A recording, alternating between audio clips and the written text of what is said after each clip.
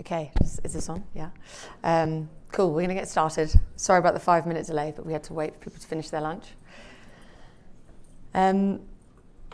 Cool, so managing a roadmap in a hypergrowth fintech. So I'm going to start by painting the perfect picture of what a roadmap should, well, building a roadmap, what it should really look like. So you have everything planned for the next few weeks, next few months. You even have the foresight to anticipate everything your customers are going to need over the next 6 months to a year, right? And this is perfect world. You have buy-in from everyone internally and people externally, so prospects chomping at the bits to start using your product. Everything you release is going to be used by clients, and there's no railroading. By that I mean sales aren't selling things that you don't have. But life isn't fairy tales and unicorns, and that doesn't happen. Building a roadmap it's messy. Yeah, it's like over the last 3 years, I've definitely experienced a lot of stressful times, but great times as well. So I'm going to talk you through some of that experience. And I guess what is that experience? So I work for a company called Codat, so not Kodak, the camera company. Like you don't believe how many times people call us Kodak. And what is Codat? So Codat stands for company data. And who am I and why am I qualified to do this? So my name's Yasamin Karimi. I'm the global head of product strategy at Codat. I joined Codat about 3 years ago as the head of product. So I was the first product hire and I basically built out the product team. And now much more focused on strategic kind of long-term bets that we're going to build out.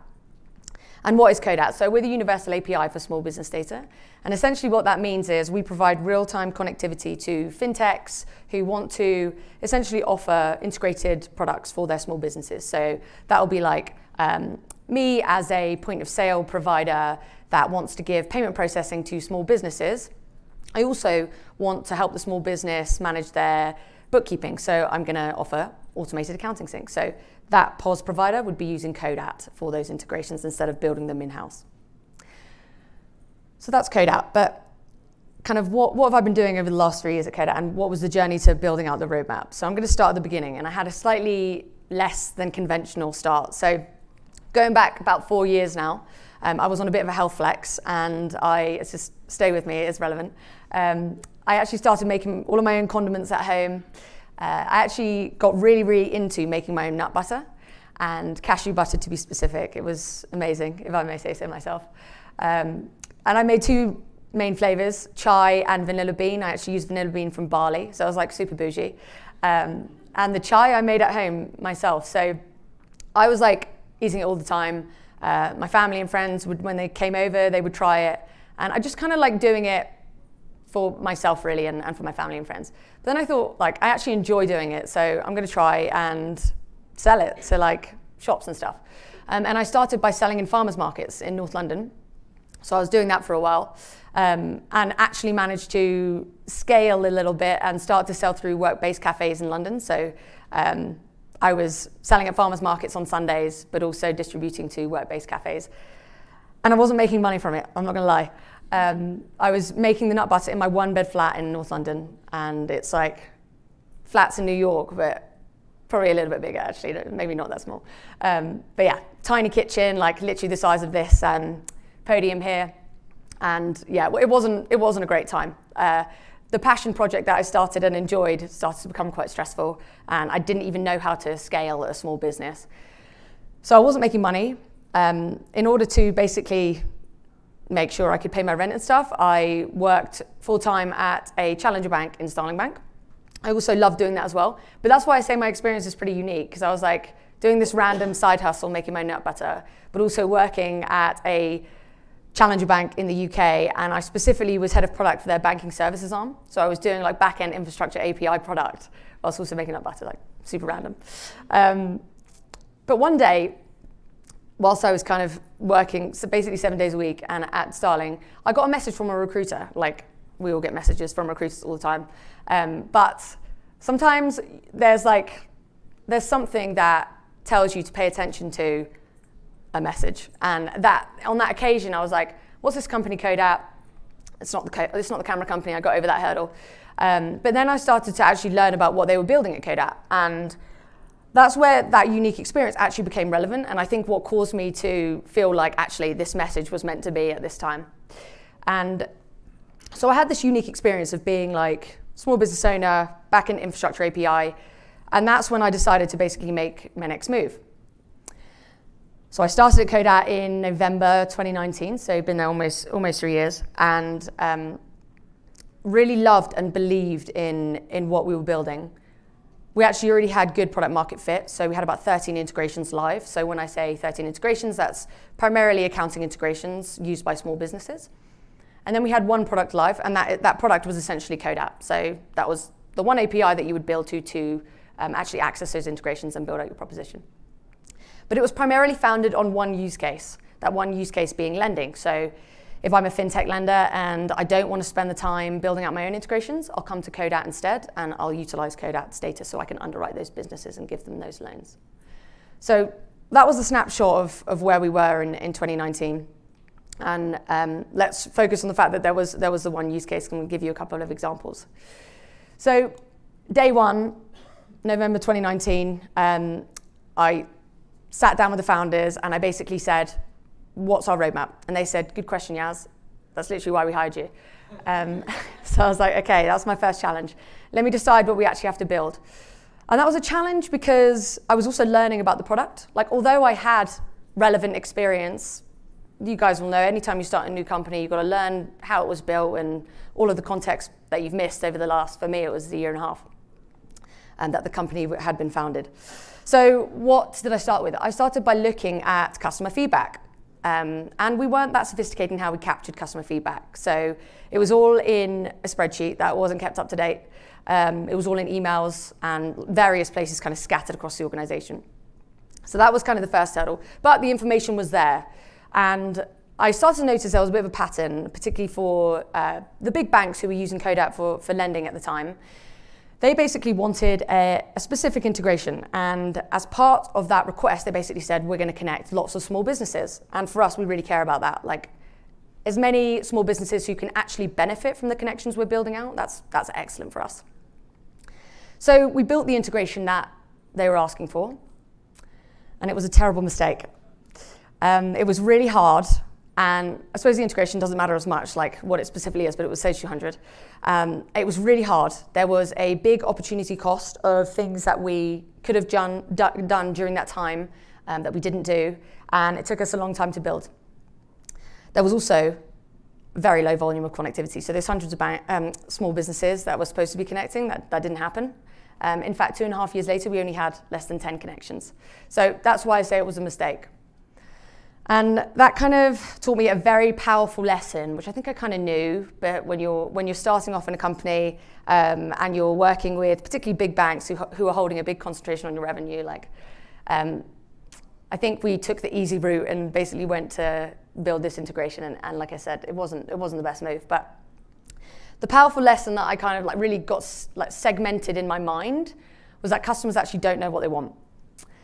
And what I started to do as I built out the team was basically try to convey that you should never take a feature request for face value.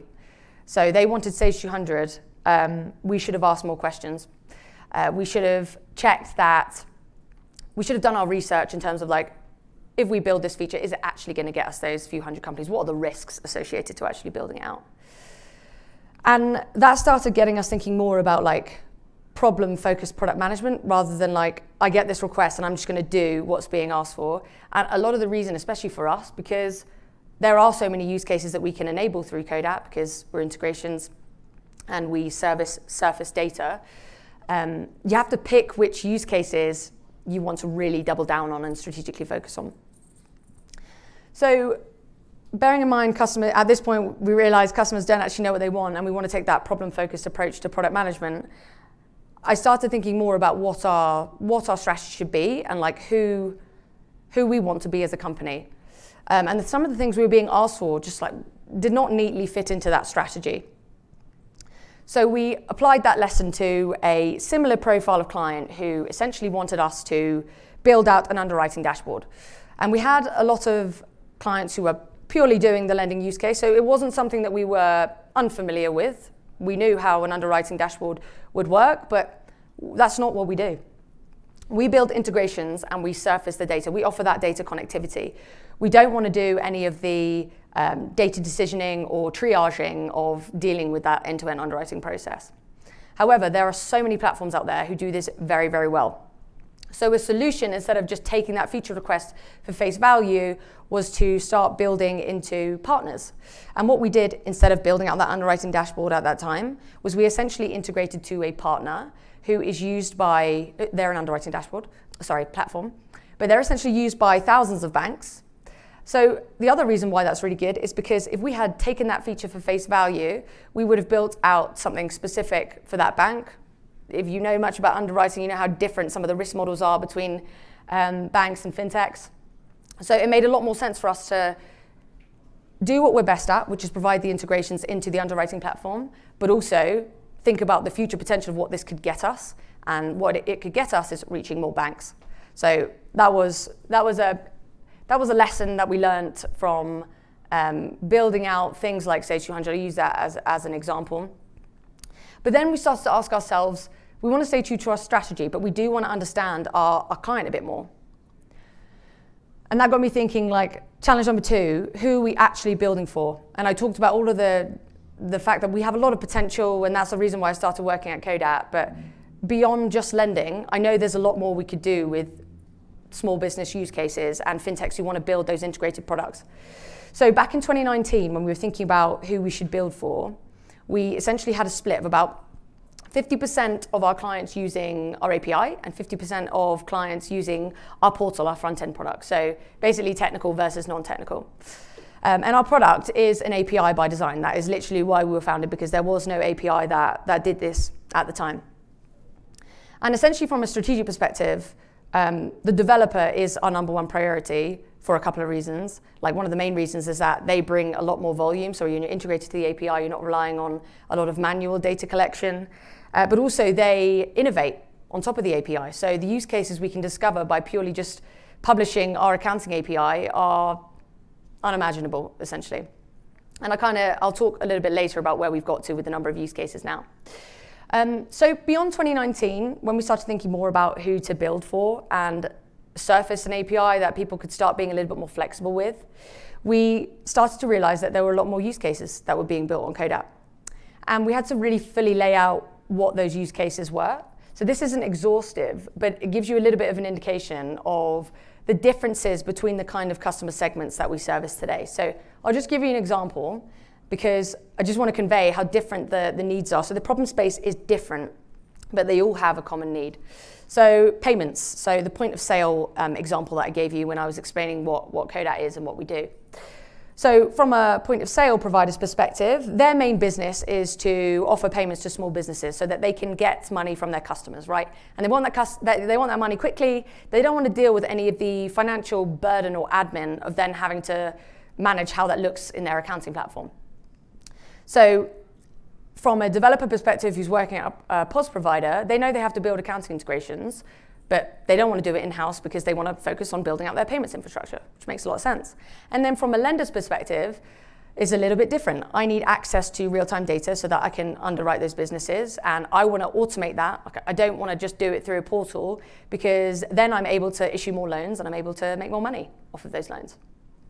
So just taking those 2 examples, we started thinking a little bit more about the end user, like who's actually benefiting from the product. It's the small business, and I've alluded to that a couple of times. But then it starts to get a little bit complex from a product roadmap perspective, because you're getting feature requests from, let's just say, this point of sale provider.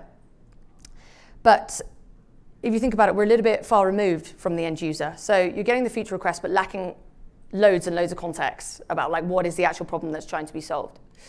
So that meant that we have to be a little bit creative about learning about small businesses. And there's loads of small businesses, right? It's like 99% of our economy makes up small businesses. But so speaking to them on a one-to-one perspective is just like not scalable. You can use research firms and stuff, but again, you lose that context. So we did try a bit of that, speaking directly to small businesses. We also speak to accountants directly as well, because the nuances of dealing with different accounting integrations is very complex. But one of the main ways that we as a product team try to get that context, even though we can't always have those conversations, is to look at public sources. So I've got a couple of screenshot examples. I've particularly focused on some of the negative reviews of small businesses who have essentially left reviews on the quality of integrations out there today. And this is really important to us, not only to understand the actual problem that the small business is trying to deal with when they're trying to sync data to their accounting software, but also because we can try and preempt what some of the problems, what some of those features can be, right, if we understand the problem space. And also just be the best at offering integrations, because we know that there are certain features, for example, that some of the biggest providers in point of sale or the expense world don't offer out of the box. So we should be getting ahead of the market and making sure we can solve a lot of these problems. And that brings me on to my next lesson that I learned after the second challenge that I just went through. So saying you need an integration is basically not enough. There's multiple layers of complexity to that. What data points do you need within that integration? What fields do you need? What is the developer experience? And what are the accounting practices? Like, there's lots of different questions you have to ask. There's no way that you can just take an integration request for face value but not have all that context, because you will end up making the same mistakes that I just pointed out when I talked about Stage 200. And then from the perspective of like how our product teams use this, we try to get product managers purely focused on problem solving, and that's really helped us. Also, we work in kind of a cross-functional team capacity, so the more that the product person understands it, the more that our engineers understand that problem space. They're not just being told that they're just going to build out this feature without really understanding what value it's giving, especially because they're responsible for the how in most cases. But also thinking about our API as it existed in 2019 and how we can basically build out specific products to solve specific problems actually really helped us evolve our product set, especially from a marketing perspective. So we moved from one product in 2019, and the product at the time, so I talked about it being Codat, but the name was core of the product. And if I just take you through from the left, we still have remained true to our strategy by surfacing an API for different sources of small business data, and that gives flexibility to developers. That also allows us to have developers discover new use cases on Codat that we hadn't even thought of before, right? And learn from that. And also dive into those problems a little bit more. But we now also have, on the far right over there, use case specific products. So I talked about lending being where we started. We have a specific product that is called Assess, and that is for lending. So that makes the buying decision much better for clients coming to Codat and wanting to actually do their lending use case. But then two other products, so Sync for Commerce is that POS example that I just gave you, and Sync for Expenses, where an expense provider wants to be able to sync expense data into accounting software. So that's kind of been the evolution, whereby like, if I came to Codat in 2019 and I wanted to do something other than lending, I wouldn't necessarily know how to use the API, right? So this has really been the staple for helping us guide how customers can use Codat, but also like show them we really understand your problem space and focus on releasing features that are specific to that segment rather than trying to be everything to everyone. And the third biggest challenge that I encountered, and probably one of the biggest, was how to structure the team around the same thinking and how do you structure it to scale. So when I started at Codat, I think I was number 30. That's the number, it's a nice round number, so I'll just go with that. And now we're almost 300, I think about 300. So we've scaled quite a bit. But when I first started in 2019, one of the questions I asked myself, and it seems pretty basic, but like what type of product person do I want in Codat? Or do we need? It's not really about what I want, but like what do we need, right? Given all the complexity I've just covered. So we had this debate of like, should we have internal product owners or should we have more strategic, commercially focused product managers? And at the stage that we were at, where we just had the one product, it made a lot more sense to go to the strategic angle, right? So we ended up having product managers as kind of the key staple product role, and then created a business analysis role to fill in a little bit of the gap that we would have been missing from the product owner role. So what really I think was the biggest success of having the product manager role was that you then had one person who was not just internal facing, but really like understood the market and that problem space enough to build a product around it. Sorry, the clicker's a bit slow. And what that meant is that having that product person who's focused on that problem space, we could then create a cross-functional team around it who is really focused on building something around one persona. So the PMs at Codat are responsible for the what, not the how. And our engineering teams are responsible for the what. So different roles make up our engineering teams. Like I said, a big part of the product team has actually been introducing the business analysis role. And they've done a lot of the technical analysis of like, okay, I understand the problem space because the product manager is obsessed with it and has done a really good job of conveying it. But also now I'm going to work on translating that into something we can actually then go and build. And as an engineer, I'm going to build out that functionality. But they're all swimming in the same direction. They all understand what they're going to be building. And I think the biggest thing that was quite difficult is that the product managers in particular weren't developers. So it's like, how can you get someone who's responsible for the what and the how when they've never coded before? And that's one of the awkward truths about kind of even me coming into the role, having not been a developer, but also recruiting product managers who had the right set of technical skills, but hadn't necessarily been a developer, because I certainly found it quite rare to find the two that go together. But now that we kind of had that structure and that's enabled us to scale, product managers assigned to specific products and then a team aligned to that area.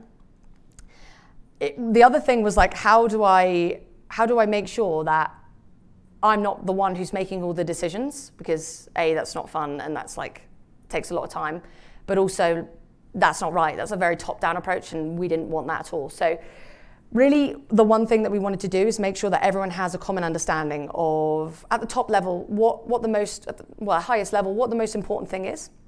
And for us, it's connected companies. So that's the terminology that we use, but it's essentially how many small businesses can we actually get to benefit from this integration. So I referred to how Sage 200, we had like a very small number of connected companies, and that's why it was a mistake. But anytime we prioritize anything at the top level, it should start with connected companies. And then talking about something that can actually allow us to see how much work is this actually going to cost. Actually going to take, but also cost us. So effort to build. So this is nothing new, but it's just like that. Us comparing those two metrics together actually really helped with distributing a lot of that decision making across the teams. But also I alluded to the fact that when we collected product feedback before, it would all be through a spreadsheet. It was just like not the way to go. So we actually introduced tooling. It sounds a bit boring, but like that was really a catalyst to enabling us to scale effectively as a product team. So we actually use Product Board, and it's really been a godsend. But as I said before, it's not just about taking the feedback on something like Product Board from what customers are asking for, because that's probably why it's the most useful, to be able to see like, okay, I'm getting asked for these things, and then I'm gonna develop patterns from what I'm being asked. If something's a recurring theme, we should definitely dedicate time to looking at it. But like I said, it's not just about that. When it comes to like doing anything for the roadmap, starts with connected companies, then strategically, is it going to help with our 1 year, 2 year, 3 year, even 5 year plan, which is difficult to anticipate.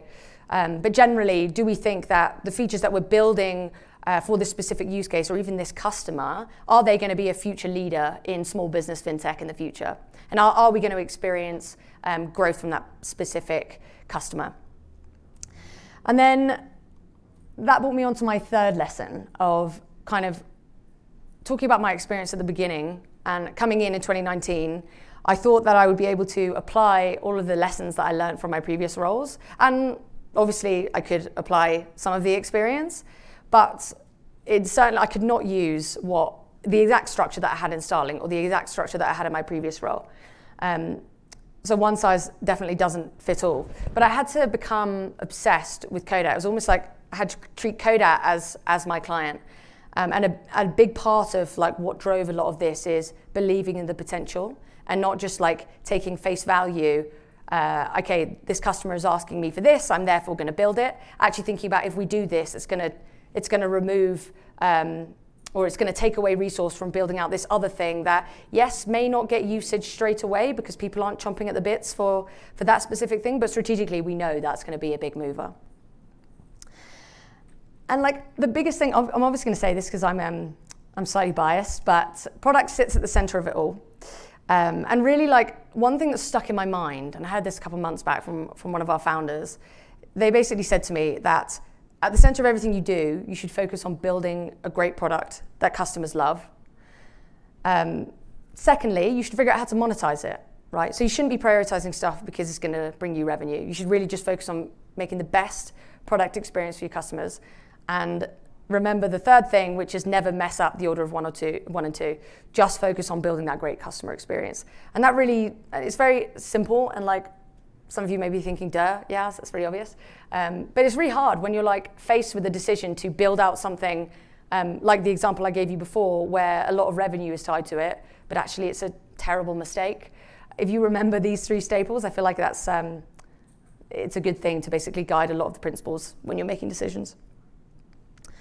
And I've shared a few awkward truths, but I just want to kind of highlight, I don't think any of this is really going to be a surprise to anyone, but like a couple of things that were really awkward for me is, I kind of alluded to it before, but like I came in as a non-developer to lead teams that were focused on developer experience. And I wanted to get things out as quickly as possible. A lot of the teams didn't like that, but also sometimes striving for perfection is just like, it's not something that you should be focusing on, right? Because it's all about building, testing with customers, and then iterating. That way you avoid failures like spending 6 months to build out features that aren't going to get used.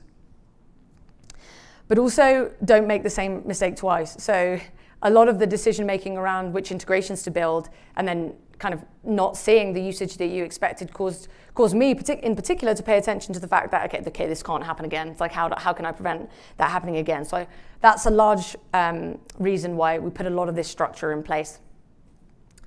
And the biggest truth I think I'd share is that it's never going to be perfect. Even now, we still have growing pains and scaling issues within the product team. And I think like as we get to that next stage of growth, where we get to the next 300 people and the next 300 people after that, there'll be a new set of challenges, right? But a lot of it is just like get a lot of the foundational thinking and the mindset in place so that your teams can at least scale in the right way and you're all focused on, you know, the right things for the business. So there's a few things. How am I tracking? I think have I done this quite quickly? Or is it okay? Yeah. So there's a few things I kind of wanted to get across to remember, because I think I've covered a lot. I focused on 3 main challenges and then lessons I'd learned. But I would say don't try to be everything to everyone. Like that was a particular theme for us because we're a data API and you can basically build anything. But if you try to solve all those problems, you're never really going to solve anything. So focus on a single persona and align teams around those personas. Focus on one thing and doing that one thing really, really well for that customer segment. And don't be afraid to say no. This is something that I particularly struggled with at the start. And I guess many of you guys have, starting at a new job. Like, how do you say no without having all the context? I think what's important is just like say no, but know why you're saying no. Like be able to explain that that's not the best decision for us, or like I'm saying no now because I don't understand all the context. And I think the only way you can really do that is speak to the market, like speak to your customers, speak to prospects, speak to people internally even to see why something is a massive priority. But it's always going to come at all angles being in a product role.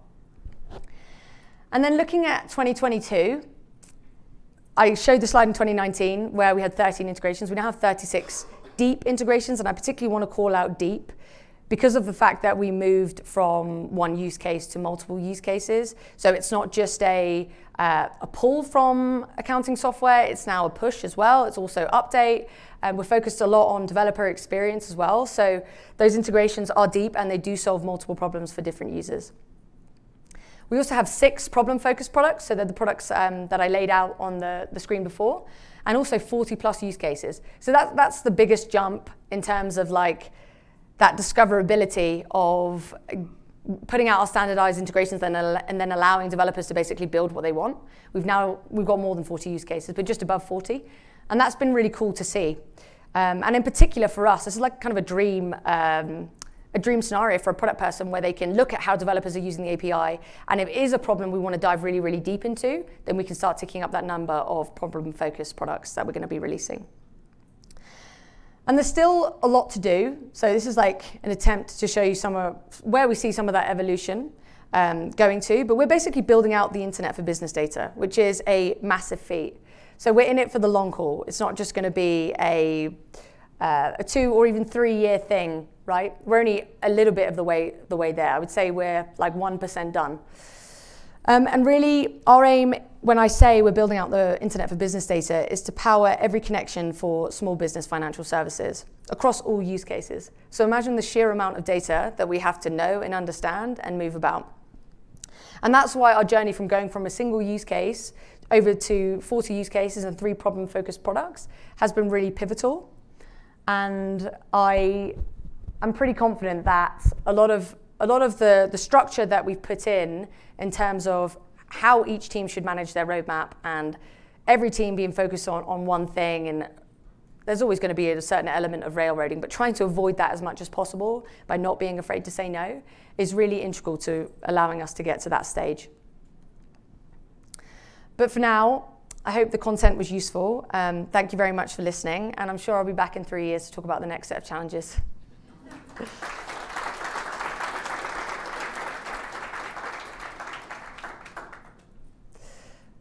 Any questions? I don't know if we do questions. Hello. You talked about that gap between the technical knowledge and product management. Yeah. Which of course you said it's kind of like a fact of the world, right? Yeah. I'm wondering, like, is there like a handoff moment, where that thing that product wants to do goes to the build team and then they have to translate that, or like what does that look like, the transition from one to the other? Yeah, I wouldn't say it's a handoff. I also avoid the word handoff because it's kind of like I'm just going to chuck it over the fence and I'm not going to deal with it anymore. I think like the role that's really helped with that, I'm trying to think of a better word than handoff now that I said I don't use it, with that kind of movement of features across the board is the business analysis role. So the cross-functional team are always talking to each other. So they should understand and know what the product manager is thinking about what we're going to be doing in the next month or 2 months or whatever. But really, like the way it practically works is the product manager will lay out the problem. They'll lay out why we're best served to solve that problem, and they'll lay out roughly what some of the key parts of that problem actually are. So for the POS example that I gave you before, the small business not wanting to have to do any of the manual reconciliation themselves actually leads to a lot of other things that you need to dive into. Okay, so the product manager will lay out roughly what they think that looks like. Then the BA, so the business analysis individual, will then look at, okay, how can this practically work with Codat's API today, and what new things do we need to try and build? And then the engineer will work on actually fleshing out the solution. So it's very much collaborative, like we do 3 amigos and all of that sort of stuff. So there'll be attempts to lay out exactly what it should look like, but a lot of that is collaborative. It's not really like a handoff. Hello. As your teams as you're adding more and more engineers, how do you break away from maybe 2 teams to 3 teams to 4 teams? Is that like a whole new team that's coming in? Do you split the team? And how do you kind of structure it from a functional or a product perspective? Yeah, so I think the most relevant example is like when we choose to build a new integration. Do you take people who have been at Codat for quite some time, understand our API, understand the data, have built integrations before, and then form a new team? Or do you bring new people in who've got to get upskilled on Codat and then start to try and build a new integration? The latter is much more risky, so we go with the former. And what we try to do is take team members out of, when a team gets too big, and it's usually above 5 people, we then take engineers out of that team to go and build a new feature team and attempt to build out the new functionality in new integration in the example I just gave you. And one of the most recent things we've actually done is, and this again, I think is very, very common, speaking to lots of other product people, is we've split out a platform-focused team. So there is a engineering team purely focused on platform, and then there are engineering teams purely focused on that problem solving for one segment. So that's really, that's really how we do it. I think integration is probably the main example of where like we have to be quite quick in how we make those decisions and know which integrations we're going to build, so we know the right skill set as well, because they're just so nuanced and different.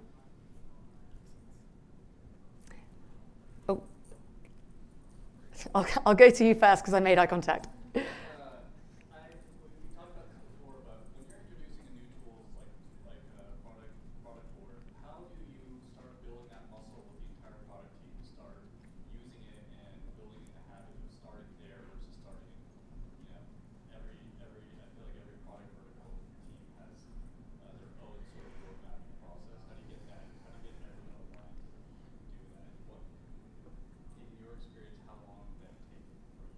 Yeah, I would say, if I'm being candid, we're still not there. Like we're not 100%, I'm not 100% happy with exactly how it's all being managed, but that's because that's just growing pains, right? So when I introduced Product Board, we were a fairly small product team, can't remember the exact number, but it was quite easy for me to be like, this is how we're gonna use it. Every product manager went and used it in that way. But as you start to scale, and especially as you start to see actually the nuances between the products are quite different, so they can't all do it in the same way, that becomes harder to manage. So I think a big part of it, like a next part of our evolution, is going to be looking more at product ops. And we kind of spoke about it earlier, but like having someone who's responsible for making sure, and we have this kind of in the sales team, that people are using those tools in the right way, because if they're not, then it's a pointless tool. You're not going to be collecting data in the right way. You're not going to be using it in the right way. But Product Board, I don't work for them, and I have no skin in the game, but that was really a great decision in terms of a product that would allow us to collect that customer feedback. And I think as long as the data is getting in there, you can solve the rest. It just takes time to sit down and create that kind of culture. I think I have to wrap up now, but I'll take one more question. My question was, how do you balance like the effort it takes to get estimates? Yeah. You know, like how much time do you spend on that, and how does that affect how you order things in front of you? Yeah, so it really differs. I think estimates are a bit of a fallacy, because it really depends on the technical ability of the team, how new that thing is. Let's just say we're building a completely new integration set, like subscriptions for small businesses, nothing like accounting. All of those elements you kind of have to factor in, but what we've started to do is basically have an estimation structure per team. And we all follow the same structure, if that makes sense, but like the way we estimate is specific to that skill set in that team and what we're trying to get them to do. And again, we're learning on whether that actually makes sense. But in particular, like we want to exponentially increase the number of integrations that we're offering. A key way for us to do that is to get really good at estimating, because if there is something that's strategically important, but it's going to take us 6 months to build, should we be doing that now, or should we be front-loading other stuff that's slightly easier and maybe less strategically important, but will still get us part of the way there? So yeah, that's how we manage it. Cool. Okay, thank you everyone.